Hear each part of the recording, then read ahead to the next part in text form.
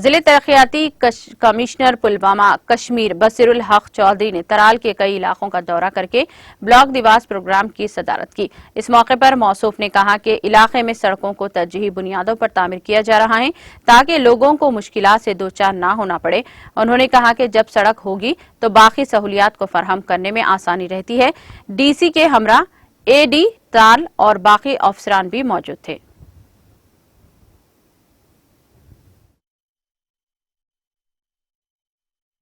Overall जो है इनकी डिमांड्स है, उसमें जैसे कुछ इनकी बड़ी इंपॉर्टेंट डिमांड है, जैसे कनेक्टिविटी की, रोड की जैसे डिमांड है। तो उस डिमांड में हमने जो कुछ नाबार्ड में कुछ पीएमजीएसवाई में रोड रखी हैं जो 2023 और 24 के माली साल में जो है वो शुरू भी होंगी और कंप्लीट करने की कोशिश भी करेंगे। दूसरा जो छोटी मोटी प्रॉब्लम्स इनकी हैं, और मेन मेरा यहाँ पे आने का मकसद ही यही है कि कैसे किस तरीके से, जैसे इस इलाकों में इनके सरपंच भी होते हैं, पंच भी होते हैं, लेकिन एक ग्राम सभा जो इनकी होनी चाहिए उस तरीके से नहीं होती है। कभी उसमें बेदारी की कहीं कमी है, कहीं दूसरी चीज़ों की कमी है।